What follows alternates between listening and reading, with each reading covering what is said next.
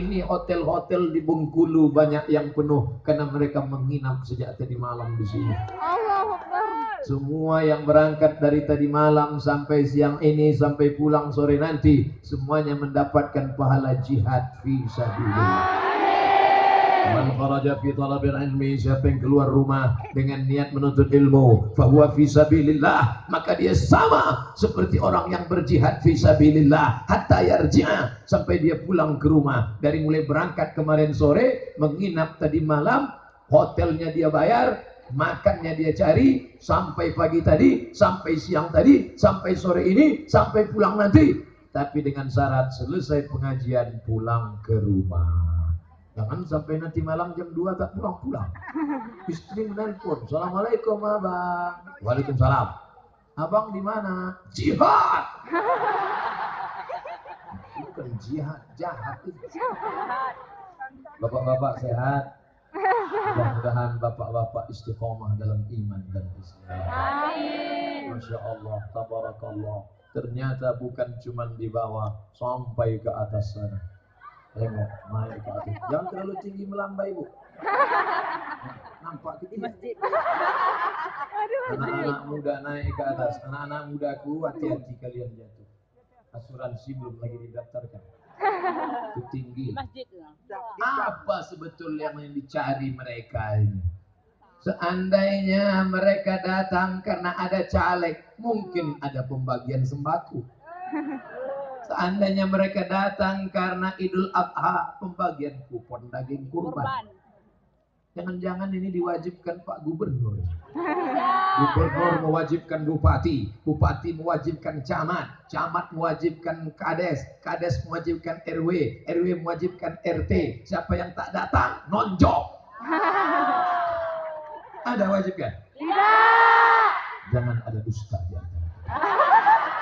Masya Allah, begitulah orang beriman. Tidak pernah makan kecuali yang baik, yang keluar pun yang baik-baik. Orang beriman jangan diganggu, karena dia tak pernah mengganggu. Karena lebah tak pernah mengganggu. Lebah kalau hinggap tak ada ranting yang patah. Betul? Tapi lebah kalau kau ganggu sarangnya, sampai ke kolam ikan pun kau dikejarnya. Masuk kepalamu dalam air, ditunggunya. Begitu kepalamu naik, menarik napas, ditekannya, benjol itu kepala. Jangan ganggu umat Islam. Umat Islam rahmatan lil alamin. Mari kita jaga keharmonisan ini. Orang Islam Bengkulu itu radikal. Orang Bengkulu itu teroris. Orang Bengkulu itu menulis ayat-ayat di batik mereka. Orang Bengkulu menulis-tulis Arab di baju mereka. Tapi yang paling cinta negara kesatuan Republik Indonesia, orang Bengkulu. Siapa yang merekat kain putih berjumpa dengan kain merah? Orang Bengkulu. Selama ini Ustadz Somad hanya tahu sejarahnya, ceritanya. Waktu SD saya yang mengajak kawan-kawan. Indonesia tanah airku, tanah tumpah darahku. Bendera kami naikkan ke atas. Ibu Fatmawati yang sudah menjahit bendera ini menjadi kesatuan yang tak terpisahkan. Putih tulangmu, merah darahmu, NKRI Republik Indonesia Merdeka. Merdeka. Itu dia. Tapi begitu ditanya, tahu Ustadz Ibu Fatmawati? Tahu saya. Pernah Ustadz ke Bengkulu? Hari ini langsung saya dibawa ke rumah. Ibu Fatmawati naik ke atas melihat gambarnya. Ustadz Somad, ini gambar Ibu Fatmawati. Ini ayahnya. Ayahnya adalah ulama, tokoh masyarakat Bengkulu, dan beliau adalah gadis Aisyah, lembaga untuk gadis-gadis Muhammadiyah. Pakai kerudung Ibu Fatmawati, disunting oleh Presiden Insinyur Soekarno. Ini gambar Ibu Fatmawati, Pak Ustadz. Loh, kok jauh sekali Ibu Fatmawati berdiri? Bung Karno di sana, dia berdiri di sini. Mereka belum nikah. Lalu istri Bung Karno mana? Yang ini, Ibu Endah Ingrid. Lalu kenapa begini? Ibu Fatmawati tidak mau menikah dengan Bung Karno karena dia tidak mau menjadi pelakor pengganggu laki orang. Dia perempuan yang beriman, pakai jilbab, pakai kerudung. Dia perempuan yang menjaga kehormatannya, menjaga. Setelah Bung Karno sendiri, barulah dia menikah. Maka dia adalah perempuan yang terhormat. Apa pelajaran dari sini? Orang Bengkulu Islami, orang Bengkulu religius, orang Bengkulu juga cinta negara kesatuan Republik Indonesia. Tapi jangan lupa, perempuan yang dulu baik, perempuan yang dulu penuh berkah, harus dijaga sampai anak-anak gadis kita sekarang. Alhamdulillah, 50 tahun sudah umur Bengkulu, anak gadisnya tetap pakai jilbab. Tak ada satupun yang tak pakai jilbab. Entah harinya aja walau. Mudah-mudahan yang belum pakai jilbab dibukakan Allah pintu hatinya. Amin. Ya Allah, tiupkanlah angin hidayah ke hati anak-anak gadis yang belum pakai jilbab, ya Allah. Amin. Kalau dia tak juga berubah setelah pengajian ini, kirimkan angin puting beliung. Jangan yakinkan. Karena kita ini adalah zona merah. Zona merah itu rawan gempa. Kalau gempa di darat, gonjang-ganjing, goncang. Tapi kalau gempanya di laut, maka air bergoncang menjadi ombak besar, naik ke atas. Dia akan menjadi tsunami. Itu yang perempuan itu tsunami. Kalau dibawanya suaminya ke atas, Sumanto. Maaf Pak yang tersebut. Tahu yang kebetulan namanya sama. Maka yang belum pakai jilbab, yang belum menutup aurat, masih pakai rok pendek, masih pakai baju, you can see. You, kamu can bisa see, menengok. Kamu bisa menengok ketiak bini saya. Tutuplah nak. Anakku, kalian perempuan, jaga kehormatan kalian. Ibunda Fatmawati sudah menunjukkan puluhan tahun silam. Dia menunjukkan bagaimana perempuan harus berbusana. Sampai hari ini pergi kalian, rumahnya masih ada, lokasinya masih ada. Saya diminta pula untuk mengenang. Saya meminta bagaimana rasanya menjahit baju sangsaka merah putih negeri bersampul merah dan putih. Ini kainnya Pak Ustadz. Saya coba pegang itu mesin jahit. Rupanya mesin jahitnya pakai putar pula. Jarumnya tak ada lagi. Lalu kemudian diambil gambar, Masya Allah, tabarakallah, untuk Ibunda Fatmawati almarhumah, Presiden Insinyur Soekarno almarhum, dan tokoh-tokoh pendiri bangsa, tokoh-tokoh Bengkulu. Untuk mereka semua Al-Fatihah. A'udzubillahi minasyaitonirrajim. Bismillahirrahmanirrahim. Alhamdulillahirabbil alamin. Arrahmanirrahim. Maliki yaumiddin. Iyyaka na'budu wa iyyaka nasta'in. Ihdinas shiratal mustaqim. Shiratal ladzina an'amta 'alaihim ghairil maghdubi 'alaihim waladdallin. Amin. Allahumma ighfir lahum, ampunkan dosa mereka ya Allah. Warhamhum, rahmati mereka ya Allah. Waj'alil jannata maswahum, jadikan surga sebagai tempat tinggal mereka ya Allah. Allahumma ja'al kuburahum rawdatan min riyadil jinan, jadikan kubur mereka salah satu dari taman-taman surgamu ya Allah. La taj'al kuburahum hufratan min hufarin niran, jangan jadikan kubur mereka salah satu dari lubang neraka ya Allah. Jangan doanya cuma hari ini saja. Habis sholat tahajud nanti malam ibu berdoa. Ketika ibu doakan mereka, Allah balas. Maka anak-anak ibu pun akan menjadi perempuan-perempuan yang solehah-solehah. Cinta kepada agama, cinta kepada negara. Lahir anak-anak yang bisa baca Quran, penghafal Al-Quran, ulama. Tapi anak-anak juga yang cinta negara kesatuan Republik Indonesia. Sekarang sedang dibenturkan. Kalau ada yang berteriak Allahu Akbar, berarti anti Pancasila. Kalau ada yang berteriak merdeka Pancasila, berarti tidak beragama Islam, berarti anti Allahu Akbar. Di Bengkulu keduanya ini dinyatakan salah total. Betul? Di Bengkulu religius, agamis, paham agama, taat kepada Allah, tapi dia juga cinta negara kesatuan Republik Indonesia. Itulah pribadi bangsa Indonesia yang tidak meninggalkan agama, tapi juga cinta hubbul watan minal iman. Kenapa mesti perempuan? Kenapa dari tadi yang Ustadz sebut Ibu Fatmawati? Karena dari perempuan inilah akan lahir anak laki-laki pemimpin-pemimpin bangsa di masa akan datang. Betul? Kalau mau memperbaiki bangsa ini, perbaiki perempuan. Masukkan anaknya ke sekolah agama. Mereka akan menjadi ibu rumah tangga. Mereka akan menjadi wanita karir.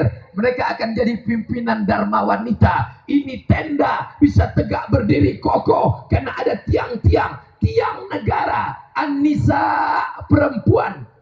Perempuan. Imadul bilad. Tiang negeri ini adalah perempuan. Di masa lalu kita bisa lolos ujian Belanda, lolos ujian Jepang, lolos ujian penjajahan Inggris.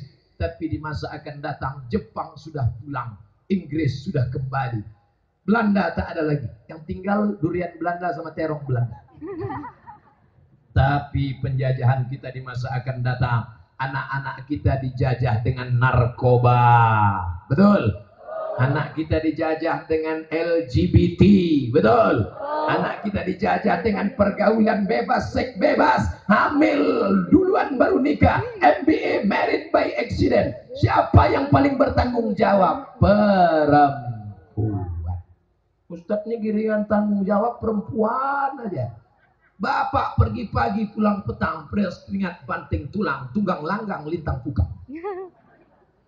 Yang menjaga anak di rumah ibu, maka ibu-ibu yang cinta Islam, ibu-ibu yang baca Quran, ibu-ibu yang cinta negara, ibu-ibu yang cinta Pancasila, ibu-ibu cikal bakalnya dulu dibawa oleh Ibu Fatmawati. Inilah yang akan melahirkan generasi ke depan. Dari satu hembusan nafasnya dia berteriak Allahu Akbar, tapi dia juga cinta kepada negara kesatuan Republik Indonesia. Siap jaga Allahu Akbar, siap jaga ulama, siap jaga Al-Quran, siap jaga Pancasila, siap jaga NKRI. Takbir, merdeka. Satu hembusan nafas. Siapa yang mau menjajah Indonesia? Kalian dengar suara itu tadi. Nanti adik-adik yang merekam, potong, ulang-ulang. Jadi kalau ada yang mau menjajah kita, didengarnya itu mencret ya. Di mana suara menggelegar itu? Suara menggelegar itu datang dari tempat dijahitnya kain merah dan putih puluhan tahun silam dari Bengkulu. Kenapa semangat betul Ustadz Somad siang ini? Mikrofonnya mantap.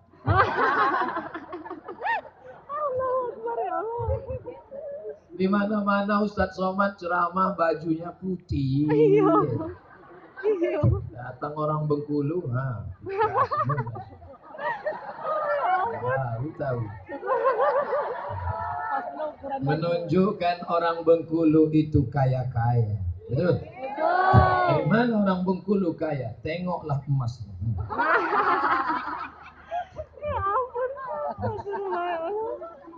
Kancingnya emas. Lalatnya pun besar-besar. Apa itu? Drone. Emas ini 1, 2, 3, 4. Belum lagi paut emas besar dengan permata. Belum lagi rantai emasnya. Makanya nanti selesai acara sampai di airport saya buka ini. Takut saya dikejar perampok. Pakaian menunjukkan identitas. Sorban Ustadz Somad bertuliskan batik, bertuliskan tulisan Arab, menunjukkan dia religius. Ada gambar bunga rafflesia, menunjukkan ada darah seni dalam dirinya. Bajunya bersalutkan emas, berantaikan emas, berpaunkan emas, berkancingkan emas, menunjukkan orang Bengkulu kaya. Apa maknanya? Bahwa ada potensi alam yang luar biasa. Bangkitkan semangat. Tanah. Tadi ketika kami mau mendarat pesawat tadi, landing. Nampak hijau kebun karet, hijau kebun sawit. Punya siapa? Insya Allah punya orang Bengkulu. Jangan sampai hijau, gedung tinggi. Punya siapa? Punya investasi asing. Yang punya kita mana? Cendol. Insya Allah yang saya tengok tadi itu adalah kebun kita, sehingga kita tidak perlu mengemis meminta-minta. Kenapa? Karena memang orang Bengkulu kaya alamnya, kaya lautnya, panjang pantainya. Long beach, long panjang, beach pantai, pantai panjang. Panjang, Ustaz Somad ini pantai panjang. Berapa panjang Pak? 7 km. Kalau gitu tak usah kita jalan, makan aja dulu. Bayangkan jalan 7 km, mati kita. Makanlah. Begitu dibawa makan, Masya Allah, ikan kerapu. Besar ikan. Menengoknya dia takut. Di samping ikan kerapu, udang. Besar-besar. Di Bengkulu ini rupanya ikan matinya sekali. Di tempat lain 5 kali. Dipukul sekali, mati. Masuk kulkas sekali, mati. Masuk kuali sekali, mati. Besok tak laku, masuk sekali lagi. Di kulkas saja mati 2 kali. Di kuali 3 kali. Patutlah tak bergizi. Saya tadi ikan kerapu asli. Udangnya asli. Ini bukan udang sungai Pak Ustaz. Ini udang laut. Dan laut kami bukan laut yang diapit oleh pulau. Laut kami kalau hanyut di pantai Bengkulu, itu hanyutnya ke Yaman. Coba tengok pantai. Maka siapa yang mau pergi haji gratis, aku itu. Biasa. Ikan kerapu, udang. Ini kepiting Pak Ustaz. Ini kepiting ini masaknya masak asap Pak Ustaz. Saya tak tanya-tanya gimana asap. Yang penting saya makan aja lah. Asap yang baik. Ini Pak Ustaz. Cuman saya tengok keliling, tak ada yang berani makan. Ustaz, nggak ada pantangan. Saya ada pantang satu Pak. Apa itu? Pantang dekat. Asal dekat habis. Kalau bisa Pak Ustaz, jangan banyak-banyak kali. Karena kami khawatir nanti Ustaz tak bisa ceramah. Saya baca ayatnya, saya baca doanya. Bismillah, kusebut nama Allah. Ladzi la yadurru ma'asmihi syai'un fil ardi wala fis sama. Kusebut nama Allah. Kalau sudah kusebut nama Allah, tak dapat satupun menimbulkan mudarat baik di bumi maupun di langit. Bismillah. Saya makan kepiting, saya makan udang, saya makan kerapu, saya makan durian. Duriannya dibakar pula dulu. 41 tahun umur saya, baru ini makan durian dibakar. Buktinya sehat walafiat, menggelegar suara. Takbir! Allah! Masih siapa bilang makan durian darah tinggi? Siapa bilang makan kepiting kolesterol? Siapa bilang makan udang? Makan. Bapak yang ragu makan, baca doa tadi, makan. Nanti kalau kumat Pak Ustaz, saya tak tanggung jawab.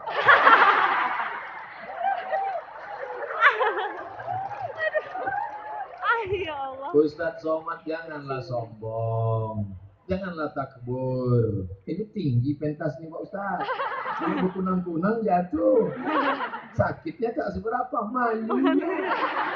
Ini streaming se-Indonesia nonton.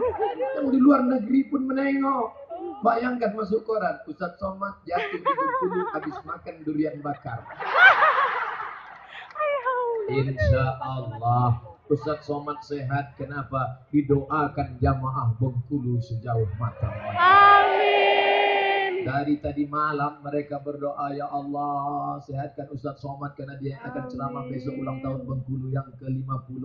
Dari sejak tanggal Indonesia merdeka, Bengkulu menjadi negeri Bengkulu. Sejak kapan? Sejak mulai Provinsi Bengkulu tanggal 18 November 1968. Kok Ustaz ingat? Saya lahir 18 Mei. Bengkulu 18 November. Sama-sama 18. Alhamdulillah. Tabarakallah, la haula wala quwata illa billah. Jamaah semua mendoakan saya tadi malam. Ya Allah, sehatkan Ustaz Somad karena besok dia akan ceramah. Sehatkan dia sampai besok aja ya Allah. Ya Allah, alhamdulillah. Terserah itu terserah ya Allah. Habis dia ceramah itu mati ya dia. Alhamdulillah min dzalik. Tak begitu doa orang Bengkulu. Mak sebaya mak saya 70 tahun.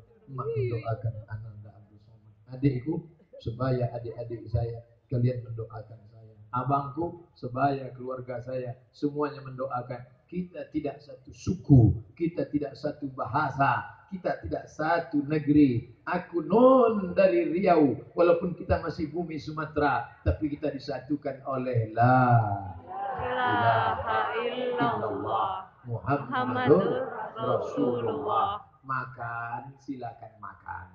Tapi makan bukan untuk memperturutkan hawa nafsu, tapi makan untuk menegakkan tulang belakang supaya bisa beribadah, beraktivitas, membangun Bengkulu ke depan, menumbuhkan anak muda yang punya semangat entrepreneurship. Amin. Amin. Laut Bengkulu yang luas, pergi kalian ke laut, ambil udang, ambil ikan kerapu, ambil ikan, ambil semuanya, bawa ke darat, buka rumah makan, buka, wisata kuliner akan berdatangan. Anda ingin wisata yang religius, agamis, taat beragama, datanglah ke Bengkulu, makanannya ya.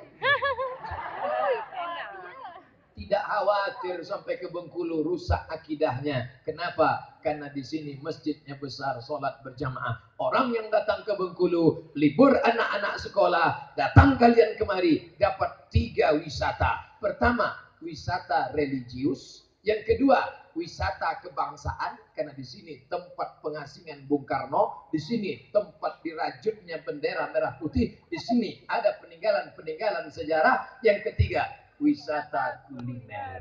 Cuman bagi ibu-ibu yang diet memang agak bahaya sih. Tapi makan, sebetulnya makanan itu tidak berbahaya. Buktinya saya semua makan, tidak ada saya gemuk. Kepiting saya makan, ikan saya makan, tak pernah saya tahan. Makan, tak ada gemuk. Yang buat gemuk itu bukan makanan, pola makan. Kalau pola makannya benar, kita tetap ramping. Ini buktinya. Saudara yang dimuliakan Allah Subhanahu wa taala. Selesai itu datang pula bapak-bapak membawa produk namanya peci Bengkulu. Datang lagi ibu-ibu membawa produk kain batik Bengkulu. Datang lagi saudara saya membawa air minum dari Bengkulu yang dibacakan ayat-ayat Al-Quran. Namanya Nile, dibawa dari nama Mesir, Sungai Nil. Artinya apa? Semangat bisnis maju di Bengkulu. Bisnis peci, bisnis kuliner, bisnis makanan, bisnis. Ini dodol asli Bengkulu, rasa durian Pak Ustadz. Semuanya ada. Maka jangan lagi berharap tamat kuliah mau jadi PNS. Saya ketemu kawan saya di airport. Mat, aku PNS dulu. Sekarang aku keluar dari PNS. Loh, itu siapa? Itu istriku. Rasanya istrimu yang dulu bukan ini. Itu yang ketiga. Keluar dia dari PNS, bisa 3 bininya. Mobilnya besar, rumahnya besar, bininya besar. Ini cita-cita mau jadi PNS. Mau nikah sekali lagi, mengurus surat izin atasan. Pak, tolonglah Pak, saya mau nikah lagi. Kata atasannya, kau pula mau nikah, aku aja belum dapat. Maka anak-anak muda, bangkitkan semangat entrepreneur kalian. Bismillahirrahmanirrahim. La haula wala quwata illa billah. Gantungkan cita-citamu wahai anak-anak muda Bengkulu. Macam ada air menetes. Tapi ternyata gerimis tak berarti hujan. Yang penting doa kepada Allah SWT. Apa yang kita lihat hari ini, pentas begitu banyak, tenda tak terhitung. Saya tak tahu tadi mana akhir jamaah ini ujungnya saking banyak.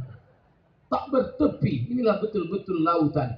Di samping ini yang menjadi batas kita, DPRD Provinsi Bengkulu.